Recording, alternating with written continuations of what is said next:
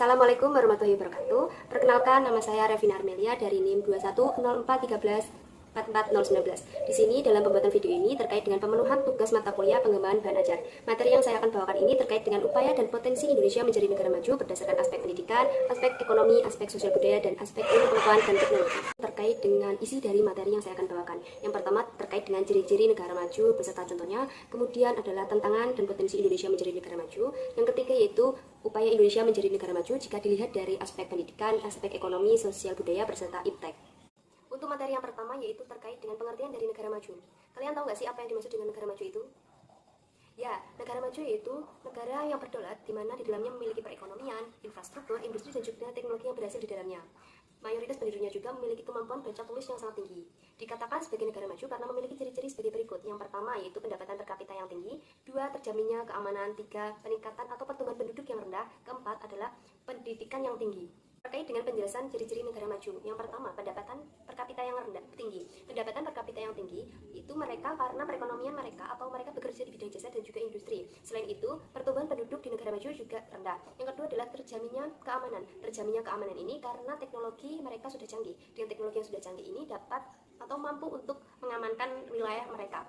Yang ketiga terkait dengan pengangguran yang rendah. Tingkat pengangguran yang rendah ini karena di setiap wilayah atau negara maju setiap orang memiliki kesempatan untuk mendapatkan pekerjaan. Mereka mendapatkan pekerjaan sesuai dengan skill yang mereka miliki. Selain itu juga gaji yang mereka dapatkan sesuai dengan apa yang mereka kerjakan. Yang keempat terkait dengan pendidikan yang tinggi. Penduduk atau masyarakat di negara maju memiliki cara berpikir yang maju juga. Pendidikan menjadi bagian dari sehari-hari mereka. Mereka percaya bahwa dengan adanya pendidikan ini mampu untuk merubah diri mereka untuk bisa menjadi lebih baik, memiliki kualitas dapat bersaing dengan secara global. Dengan mereka bersaing secara global ini juga dapat meningkatkan atau mendapatkan sesuatu dalam dirinya, seperti mereka akan bisa merubah nasib mereka dengan pendidikan itu sendiri. Pembahasan selanjutnya yaitu terkait dengan potensi dan tantangan Indonesia menjadi negara maju. Indonesia memiliki beragam potensi yang dapat dijadikan bekal untuk Indonesia menuju negara maju, di mana potensi tersebut berasal dari sumber daya manusia yang banyak, sumber daya alam yang melimpah. Di Indonesia juga terletak di antara dua benua dan dua samudera, di mana posisi ini sangat menguntungkan bagi Indonesia.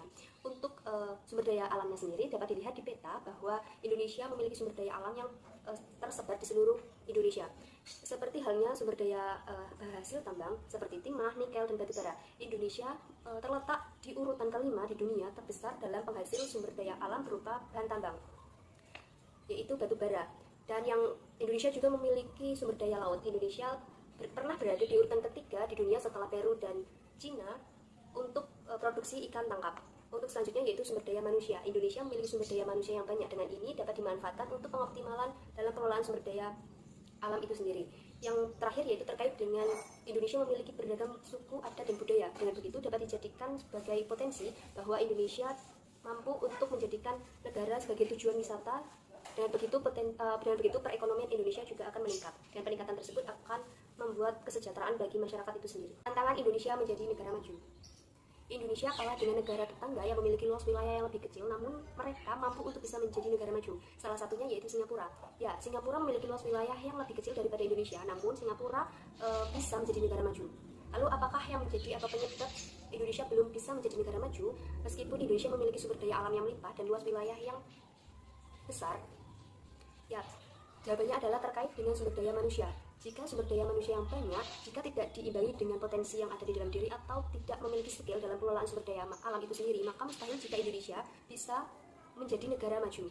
Selain itu, Indonesia juga dihadapkan oleh tantangan terkait dengan pendidikan. Pendidikan yang ada di Indonesia ini belum merata. Seperti halnya jika kita melihat Indonesia berada di pulau-pulau terpencil di Indonesia, di mana pendidikan itu belum merata, sarana prasarannya juga sangat sulit, bahkan tenaga pendidiknya juga belum memadai. Selain itu, Indonesia juga dihadapkan oleh tantangan masyarakatnya itu sendiri. Masyarakat lebih sering atau lebih suka bangga terhadap pemakaian produk luar negeri daripada pemakaian produk dalam negeri itu sendiri. Itulah yang menjadi penyebab atau tantangan Indonesia belum bisa untuk menjadi negara maju sampai saat ini. Untuk upaya Indonesia menjadi negara maju bisa kita lakukan atau kita upayakan. Yang pertama yaitu terkait dengan pendidikan. Jika sumber daya manusianya yang banyak namun tidak diimbangi dengan pendidikan, maka sumber daya manusia itu tidak akan memiliki skill dan potensi untuk mengelola bahkan untuk bersaing di ranah global. Maka dari itu pentingnya pendidikan bagi generasi muda atau seluruh masyarakat yang ada di Indonesia ini untuk bisa merasakan bagaimana pendidikan itu. Maka dari itu pentingnya bagi kita untuk, atau terutama bagi pemerintah, untuk bisa memeratakan pendidikan. Bukan hanya pendidikan itu berfokus pada Indonesia bagian barat saja, namun Indonesia bagian timur seharusnya juga bisa atau memperoleh pendidikan yang layak atau setara dengan Indonesia bagian barat. Dengan pendidikan ini, maka kualitas dari sumber daya manusia itu akan berkualitas atau lebih baik. Dengan begitu mereka dapat bersaing di ranah global.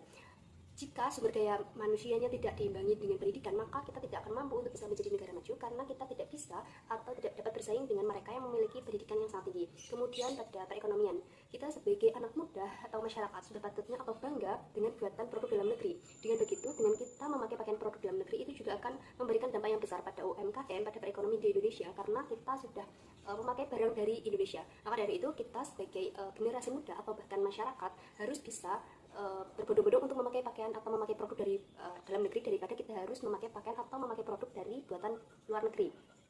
Karena kualitasnya juga terkadang Indonesia memiliki kualitas yang lebih bagus dari buatan luar negeri itu sendiri. Indonesia memiliki sosial budaya yang sangat beragam, baik itu suku, budaya, ras, dan sebagainya. Indonesia memiliki keunikan di masing-masing tempat atau wilayah. Maka dari itu kita sebagai masyarakat, khususnya generasi muda ini, harus patuh bersyukur karena kita terlahir di tanah atau daerah yang memiliki keberagaman yang sangat melimpah ini. Ini kita lakukan atau melestarikan budaya ini dengan cara mempromosikan di media sosial kita, atau kita ikut serta dalam upaya pelestarian dengan cara kita ikut pelatihan seperti pelatihan wayang, atau kita juga bisa dapat mengikuti pelatihan kayak menari, itu juga dapat kita lakukan. Kemudian ini sebagai upaya Indonesia menjadi negara maju berkaitan dengan sosial budaya ya, kita bisa mempromosikan budaya Indonesia ini di kancah internasional. Dengan begitu mereka atau orang luar negeri itu dapat ke Indonesia sebagai tujuan dari pariwisata atau tujuan wisata untuk bisa menikmati kebudayaan yang ada di Indonesia ini. Dan begitu kita dapat mendatangkan perekonomian atau meningkatkan perekonomian yang ada di Indonesia, bahkan untuk di masyarakat sekitar tempat tinggal yang dekat dengan tujuan wisata itu sendiri. Mungkin itu saja materi yang dapat saya sampaikan pada kali ini. Apabila terdapat salah kata, saya mohon maaf. Saya ucapkan terima kasih dan assalamualaikum warahmatullahi wabarakatuh.